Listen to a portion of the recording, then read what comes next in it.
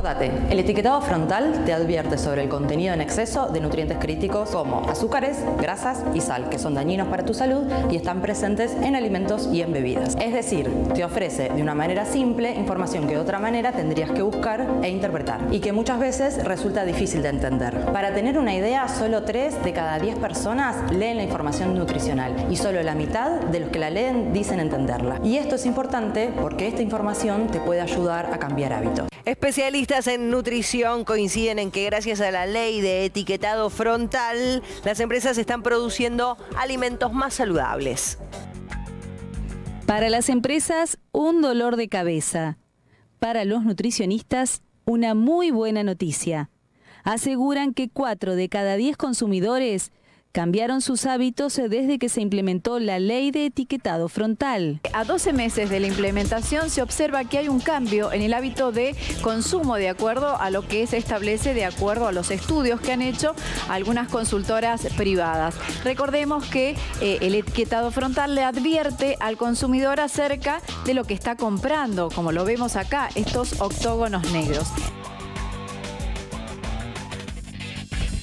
Segundo bloque de Redacción Abierta, y quién no ha ido ya y ha presenciado en las góndolas o en el almacén o en otros lugares los octógonos negros en los productos que incluso le causaron alguna decepción porque antes creía saludables y resulta que no lo son.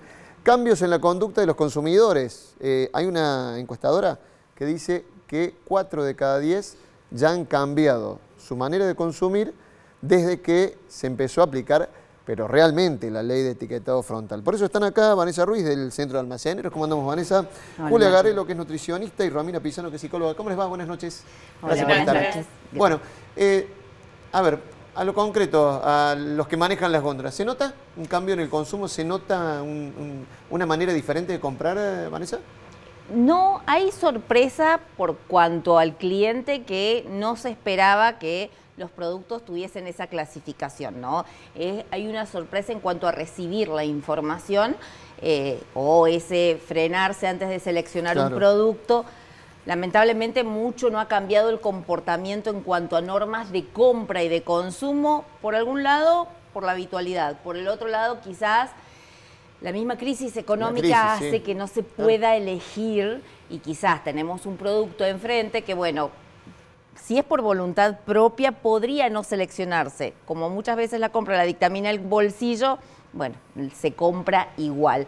Pero bueno, siempre estuvimos de acuerdo con esta ley de etiquetado frontal porque falta información al consumidor, ¿no? Hay un cliente que es una información muy escasa, la presentación de la información muy pequeña, muy escueta. Obviamente todo lo que sirva para informar es bienvenido y por supuesto hay una mayor cantidad ya de productos en góndola, eso es evidente. El último tramo que falta para cumplimentarse es el de las pymes y MIPYMES, que esto va a ser en agosto. Luego, a fin de año, debería estar ya todo etiquetado. Totalmente. Entonces, escuchen las publicidades, ya hay algunos comunicadores que se andan quejando que les arruinaron el packaging y demás, pero los nutricionistas creo que festejan, Julia, ¿no? Sí, lógicamente para nosotras, como profesionales de la salud, es un festejo porque tiene que ver...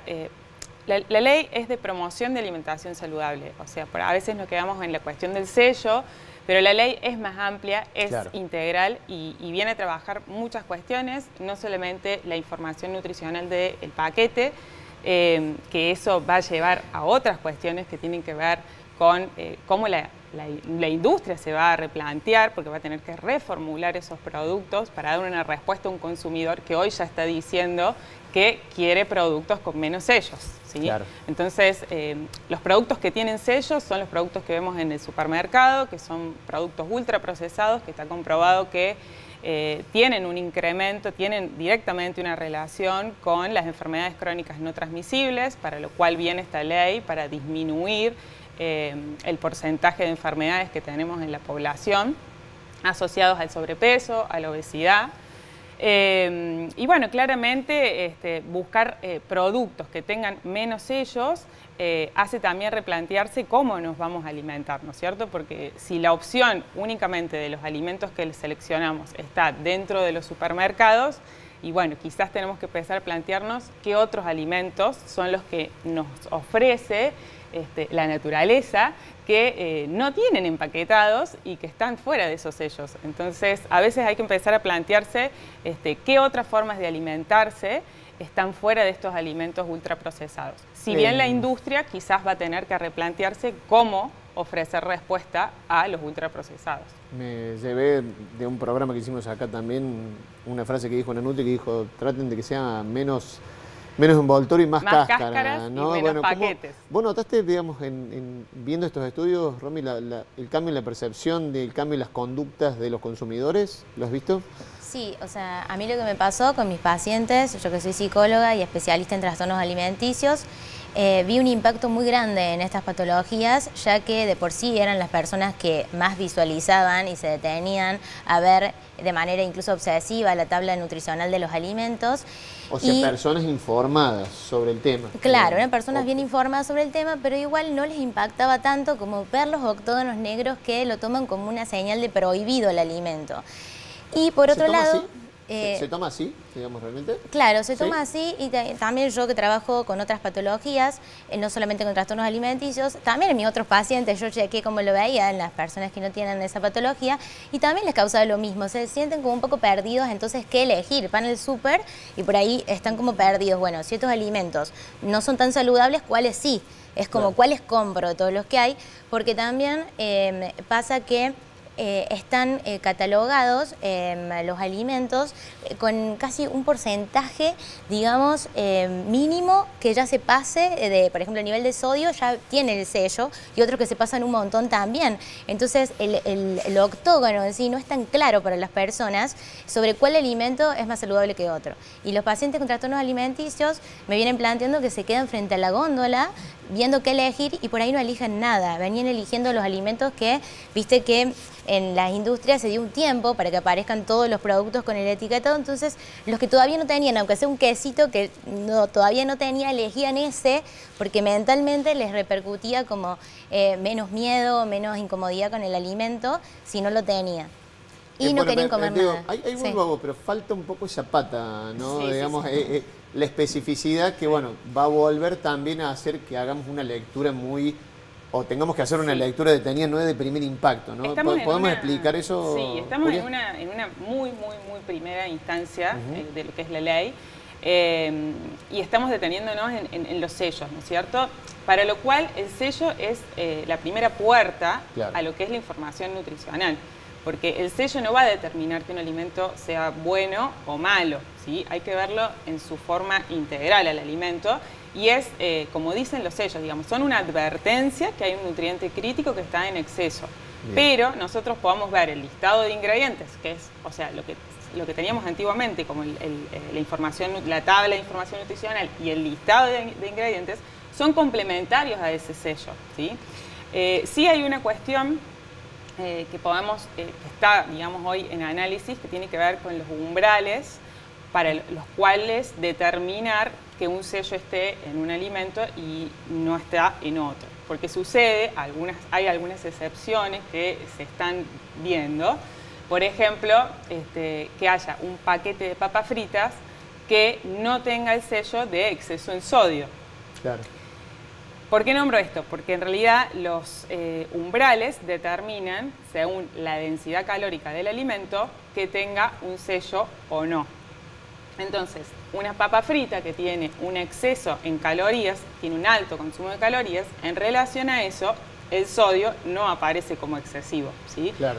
Entonces, va a pasar esto, que por ahí, si nos quedamos solo en decir, a ver, busco los sellos y de acuerdo a eso selecciono la compra, está faltando información que tiene que ver con la educación alimentaria y con los entornos saludables y con el marketing digital y bueno, con un montón de otras cosas que habla la ley, ¿no es cierto? ¿Querías redondear el concepto, Romy? Sí. La ley, como dijo ella, promueve la alimentación saludable y parte importante, sobre todo de la salud también emocional y que también va de la mano de una alimentación saludable, es no tenerle miedo también a los alimentos. O sea, la idea no es tenerle miedo, la ley quiere promover que las personas con conciencia elijan, entonces sí estaría recomendable que se acerquen las personas personas, sobre todo las que tienen algún miedo particular y alguna patología, se acerquen a ser bien informados por profesionales, y esto les está repercutiendo mucho como mi consejo, pero bueno, masivamente tiene que haber una información general para todas las personas, porque hay mucha falta, de hecho va a haber en los colegios también,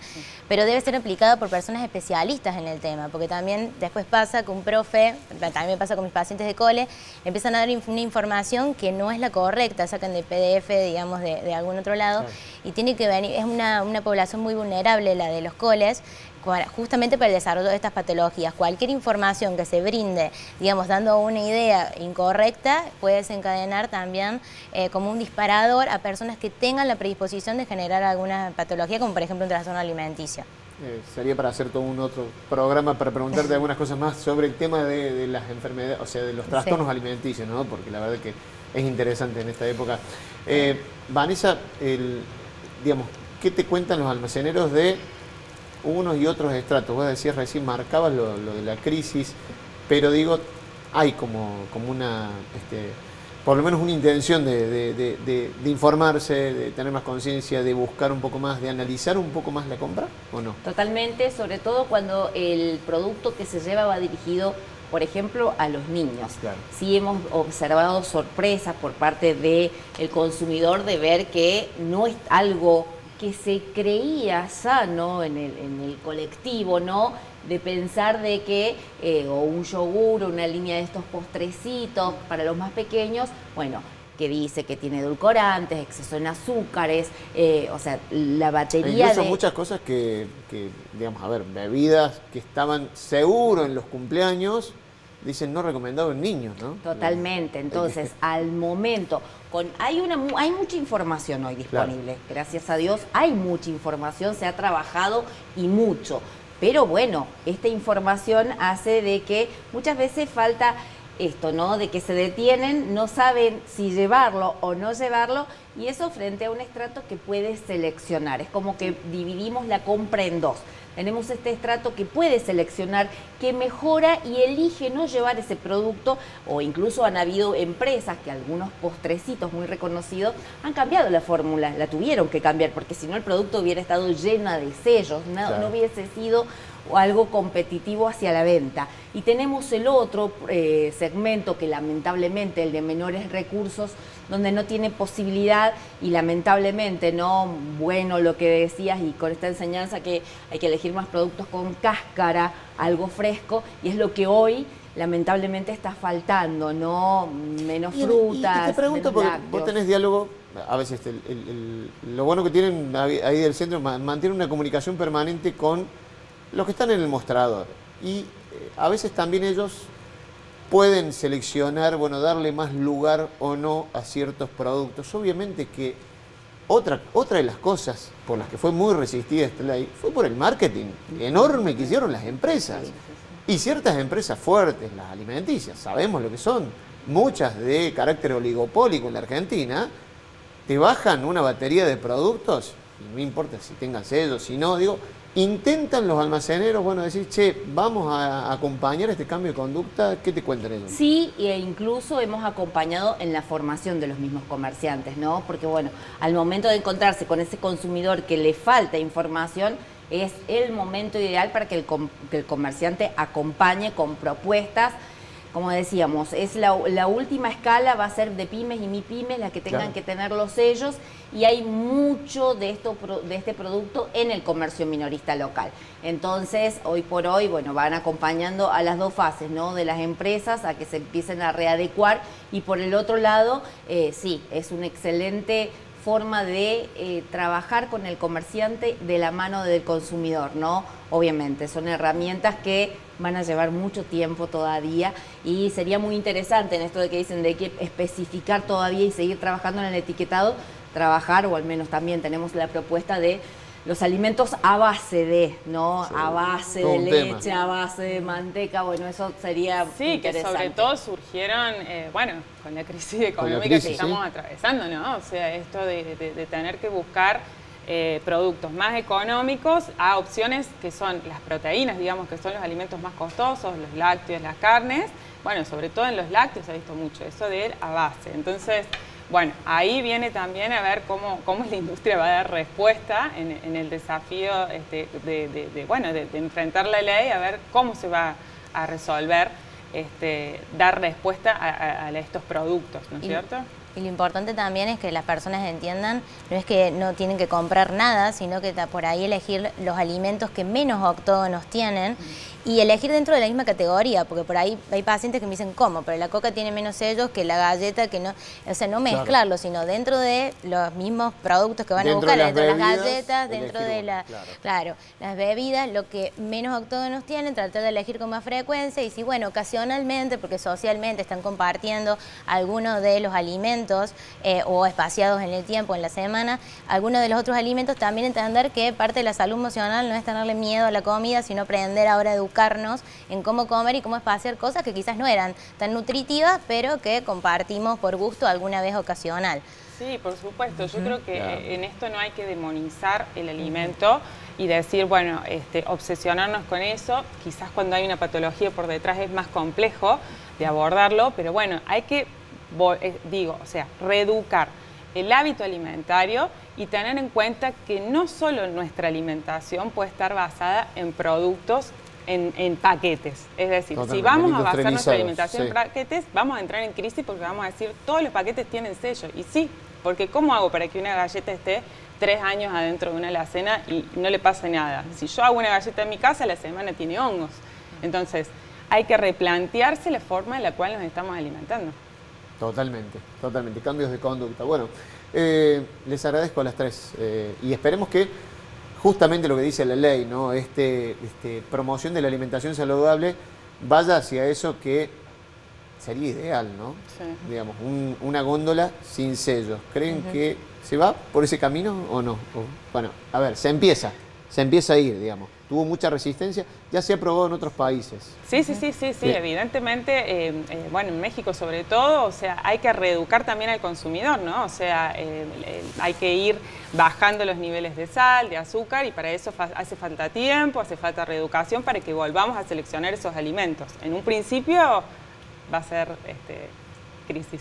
Había otra parte de esta encuesta, yo citaba al principio, por ahí si se engancharon ahora, citaba al principio una encuesta de la consultora Kantar de Buenos Aires que hablaba de el cambio en la conducta, 4 de cada 10, pero decía 8 de cada 10 tendrían intenciones de cambiar la conducta. Eso también te habla de un buen impacto de la ley, ¿no? Sí, y sobre todo la encuesta de Kantar también lo que hace hincapié es que la gente que mayor cambio de conducta tuvo fue la gente que tenía más conocimiento sobre la ley. Claro. Entonces, ¿qué quiere decir? Que sobre lo que tenemos que trabajar es importante la presencia del Estado para regular el mercado y la propuesta de los productos, pero también es importante acompañar eso con la educación alimentaria. Y la educación, también esto, que sea como más masiva, que ya se empiece a implementar en los coles o en las universidades, en las empresas, que hagan como entrevistas quizás a lugares como relacionados, o sobre todo cuando hay personas de información en los chicos, que por ahí se quería prevenir mucho la obesidad infantil. Entonces, porque las personas, hay mucha información, como te decía, pero suelta. Eso es lo que yo veo. O sea, justamente la alimentación es lo que más promueve en Instagram, en las redes. Entonces, justamente personas que tienen patologías sacan ideas un poco de todos lados, y eso es por ahí lo que hay que cortar. Cuando uno educa masivamente, ya te llega la misma información, la verídica, la que está bien, por profesionales. Entonces creo que a eso hay que apuntar, para que a todas las personas le quede claro cómo desenvolverse con los alimentos de ahora en más, ¿no? Que se está empezando a hacer este cambio. ¿Qué tema? El tema de las cantinas escolares también, ¿no? Es más, se había logrado hacer un muy buen trabajo de cantinas escolares, porque tenemos muchos socios que tienen cantinas, claro. Y lamentablemente la pandemia hizo retroceder absolutamente todo. Cantinas escolares es un tema, la verdad que yo trabajo a nivel medio y la verdad que lo único que se ve son sellos, o sea, no hay otras opciones. La verdad que también se entiende el cantinero que te dice, bueno, pero si yo pongo una fruta, nadie la come, se me pudre y pierdo plata, ¿no es cierto? Entonces, bueno, ahí es donde nosotras como profesionales tenemos el desafío de empezar a trabajar para cambiar esos hábitos, ¿cierto? Sí, y tampoco, tiene un impacto, pero tampoco enojarnos, de decir, che, se ven todos ellos. Es positivo que ahora se vea. Que antes no se veía, ¿no? Digamos, ¿sí? Que quede en evidencia, que los chicos y chicas puedan decir, bueno, no, mirá, como esto, no comas esto, digamos. Bueno, ese laburo decís que va costando, Vanessa. Pero es un camino, va a llevar tiempo, va a llevar reconstrucción, sobre todo con adolescentes, pero es un trabajo muy necesario por las distintas patologías que se vivencian. Pero bueno, el Estado se trabajó sobre esta ley con oligopólicos muy grandes. Ahora, bueno, falta la otra parte del Estado, combatir la inflación para que estos alimentos sean accesibles y realmente el consumidor pueda seleccionar libremente y no a través del bolsillo los alimentos y los mejores alimentos, ¿no? Cuando se estaba implementando los primeros pasos de la ley, decimos, bueno, que en algunos lugares estaba ese miedo de decir, por hacerlos más saludables se hicieran más costosos. Desgraciadamente no podemos tener un parámetro de eso porque los alimentos, digamos, y las empresas alimenticias, la verdad que muchas veces por encima digamos, de los números de la inflación general aumentan y mucho los alimentos, entonces no podemos tener un parámetro de eso porque también manejan, como dijimos recién, hay oligopolios en Argentina y hacen lo que quieren muchas veces con los precios. Entonces, a veces cuesta eso, pero bueno, no deja de ser bueno. No deja de ser bueno y esperanzador estos cambios de conducta. Les agradezco a las tres por haber estado por acá. Nosotros nos vamos a la segunda pausa y ya venimos con otro de los temas interesantes que se planteó esta semana, que ustedes seguramente lo habrán visto por todos los noticieros. Esta viralización de peleas de adolescentes, de jóvenes en distintos lugares del centro de Córdoba, que se citan en un lugar, que se viraliza, la forma en la que actúan unos y otros. Bueno, si tenés ganas de ver videos de ese tipo, no te quedes acá, porque vamos a estar hablando de eso, pero no mostrando esas imágenes, porque justamente se trata de no seguir reproduciendo eso. Pero vamos a hablar con gente que sabe. Quédate, ya venimos.